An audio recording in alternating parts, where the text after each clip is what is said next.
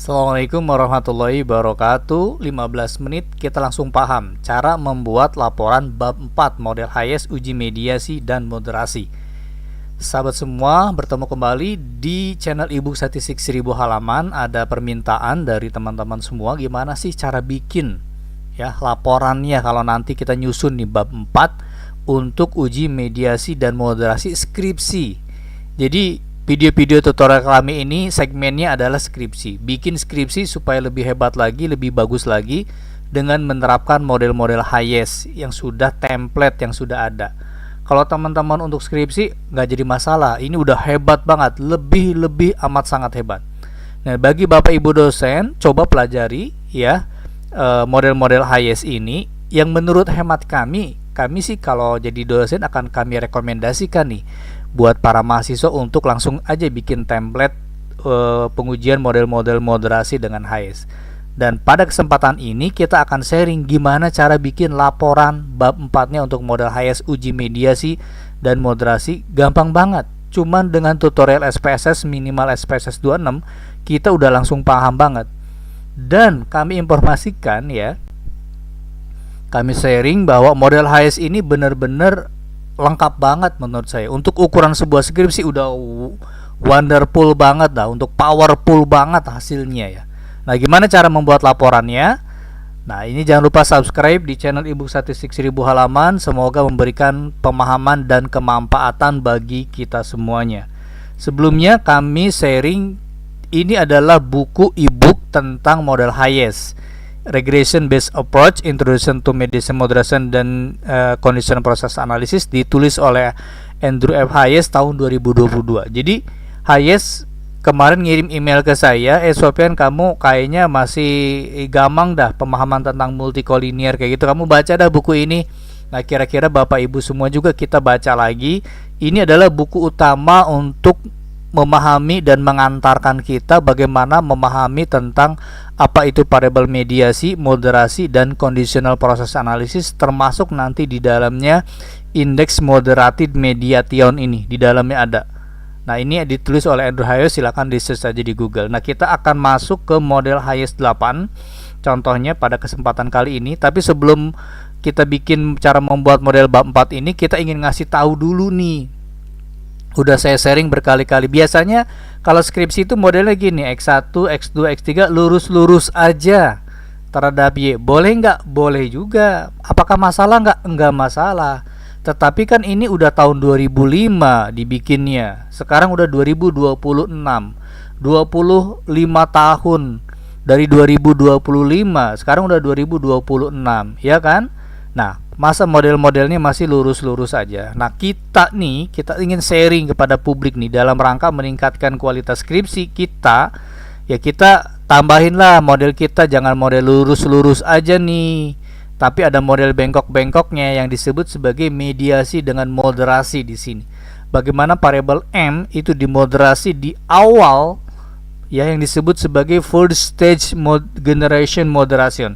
Jadi moderasi yang ditempelkan di tahap yang pertama seperti ini. Nah, W ini memoderasi di dua tempat nih, memoderasi X terhadap M dan X terhadap Y kayak begini. Nah, ini kan lebih keren daripada modelnya lurus-lurus aja, regresi linear, asumsi klasik. Sama nanti di sini juga ada asumsi klasiknya tapi lebih modern. Kenapa? Karena secara alamiah hubungan antara variabel ini, coba aja pikirin deh, jagat raya diciptakan oleh Allah Subhanahu wa taala ini, hubungan antara variabel itu pasti akan selalu melibatkan mediasi dan moderasi. Nggak lurus-lurus aja. Ada variabel interveningnya yang memediasi dan juga ada variabel moderatornya yang menguatkan atau melemahkan. Nah, kita gabungin untuk S1 udah lengkap kayak begini sampai ada namanya nanti uji mediasi termoderasi. Lengkap banget, sayang banget kalau nggak dipakai. Kalau gini-gini terus lurus-lurus aja ya nggak jadi masalah sih. Tapi kapan Indonesia mau maju gitu loh.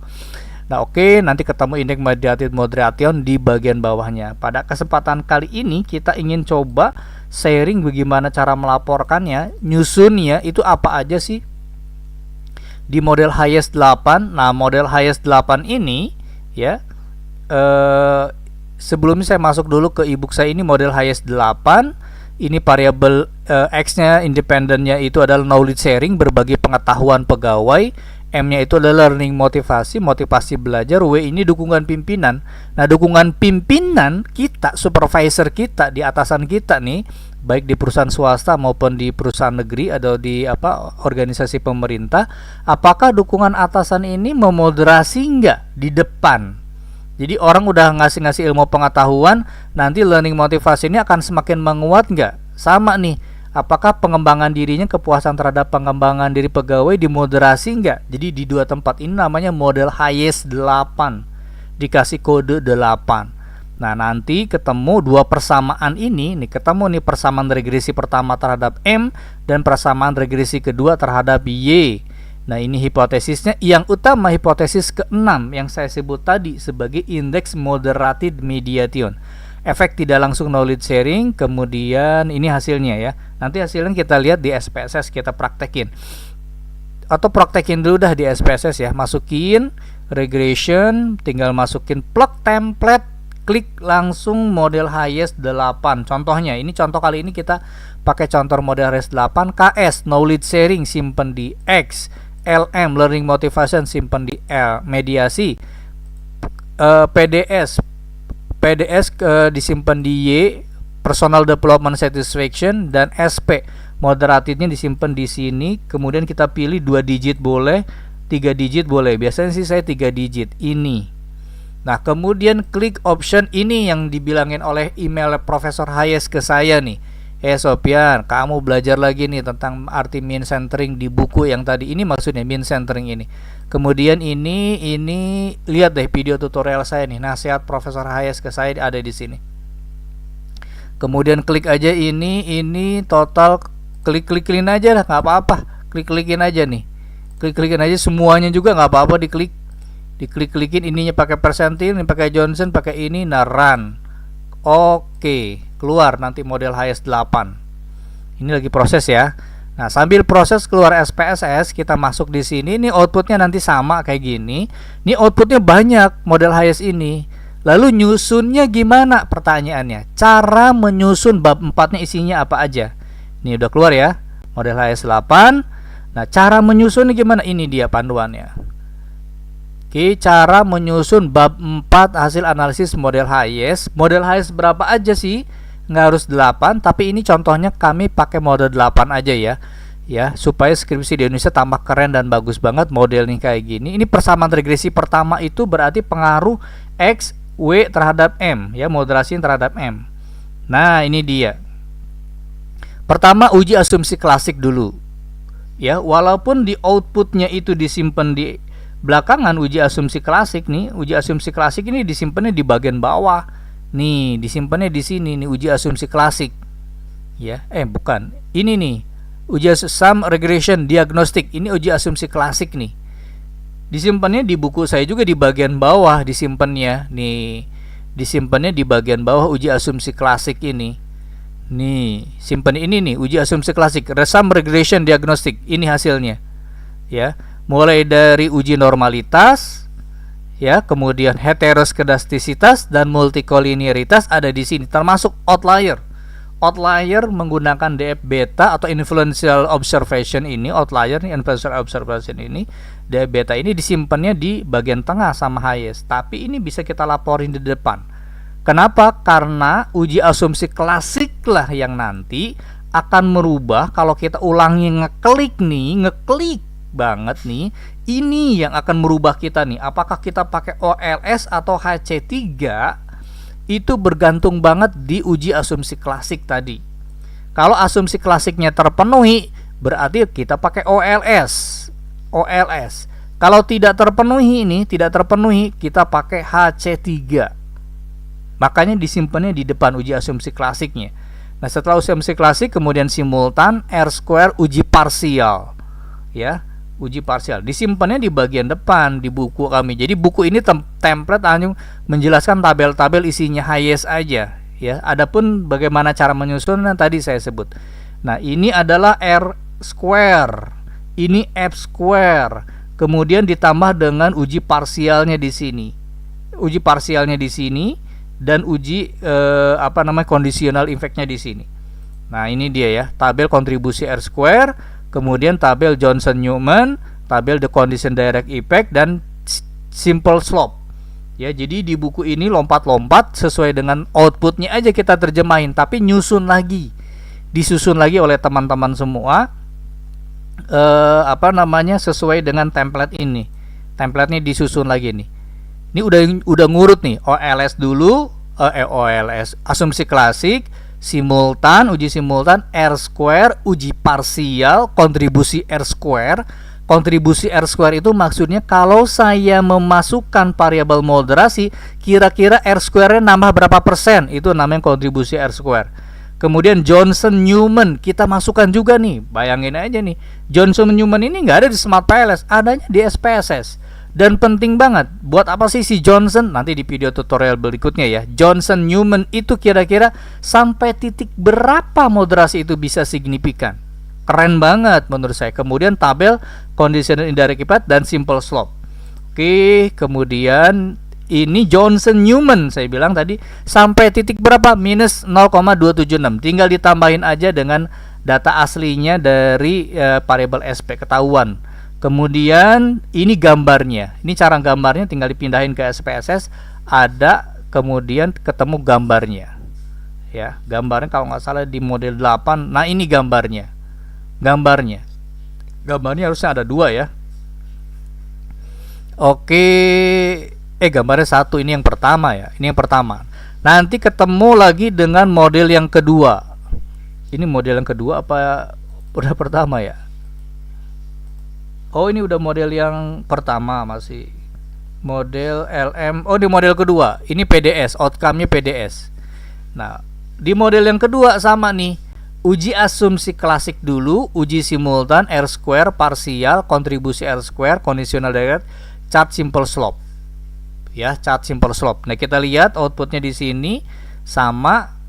Uji asumsi klasiknya ada di bawah. Saya simpen karena saya menyusunnya ini berdasarkan dari outputnya. Kita terjemahin langsung maksudnya. Ini outputnya. Ini uji asumsi klasik. Sudah, kemudian masuk ke bagian atas. R-square. Ini R-square, kemudian ini F statistik, kemudian ini uji parsial, kemudian nanti kemudian ini adalah uji asumsi klasik sudah, kemudian bagian terakhir cara nyusunnya adalah pengujian indeks moderated mediation ini. Indeks moderated mediation ada di kolom ini, indeks moderated mediationnya, dan kemudian disusul dengan conditional direct dan indirect effect-nya nih, conditional indirect effect-nya. Ini conditional indirect effect ini adalah indeks moderated mediationnya ada di sini. Ya, indeks moderated mediation.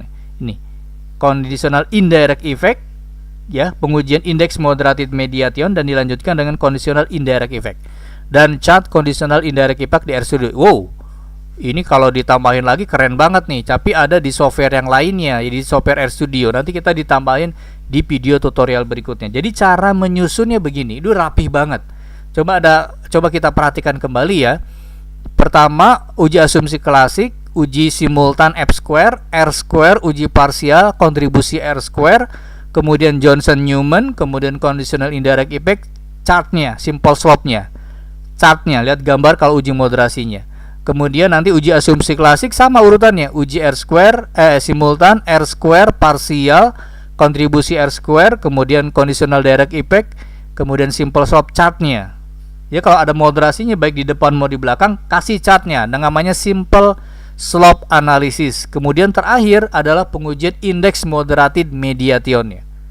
Udah cakep banget, amat sangat cakep susunannya, cara membuat analisis model HIS. Jadi dari output Smart PLS ini nanti tinggal diambil, dimasukkan ke tabel, disusun ulang. Jadi kalau model saya menerjemahkannya persis dengan model HIS ini, dan nanti teman-teman tinggal di copy ulang aja nih tabel ini. Contohnya misalnya di sini ini uji F, berarti nempelnya ada di sini. Uji R berarti tabelnya ada di sini, dibikin lagi.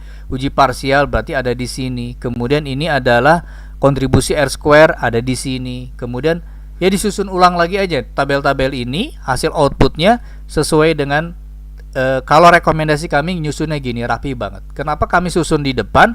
Supaya untuk menentukan ini asumsi klasiknya OLS atau HC3. Udah, Kalau terjadi asumsi klasiknya terpenuhi, pakai OLS. Kalau nggak terpenuhi, pakai HC3. Ini template bakunya. Ya, saya bikin kayak begini untuk memudahkan kita menganalisis model-model highest. Ya, model highest berapapun. Model highest berapapun, template-nya menurut hemat kami seperti ini. Ya, mungkin itu yang bisa kami sampaikan kepada publik. Kita akan sharing terus model-model highest. Tujuan kami sih cuma satu, pengen ngelihat skripsi di Indonesia itu lebih baik banget. Dan ini adalah tanggung jawab para akademisi, Bapak Ibu dosen untuk mendorong, menginjus ya, mengenforce bahwa kita pengen lebih baik banget Indonesia nih ke depan nih. Salah satu caranya ya modelnya jangan lurus-lurus aja, tapi juga modelnya ada yang bengkok-bengkok sedikit, pakai mediasi dan moderasi kayak begini. Dan ini udah keren banget. Untuk tingkat S1 udah amat sangat lengkap, keren, hebat banget. Sampai ada Johnson Newman segala, ini udah hebat banget. Di Smart Palace nggak ada Johnson Newman. Di Smart Palace nggak ada tuh gambar chart indeks moderated modiation, nggak ada. Kita tambahin di S1 pakai RStudio. Keren banget. Untuk ukuran S1 nih, bikin kayak gini udah amat sangat keren, luar biasa. Nggak percaya, buktikan aja sendiri. Menurut saya amat sangat luar biasa. Nah, ini sudah kami bikinkan e-booknya, ada di sini tentang model highest baik pakai SPSS maupun Smart Palace. Nah, Smart Palace nanti video-video tutorialnya belakangan. Kita pengen banget pakai SPSS dulu. Dan Smart Palace ini memang cocoknya untuk tesis dan disertasi model-model highest kayak gini. Indeks moderated mediation ini. Ini ada di link e-book kami. Terima kasih atas perhatiannya. Mohon maaf lahir dan batin. Semoga Indonesia lebih baik lagi ke depannya. Assalamualaikum warahmatullahi wabarakatuh.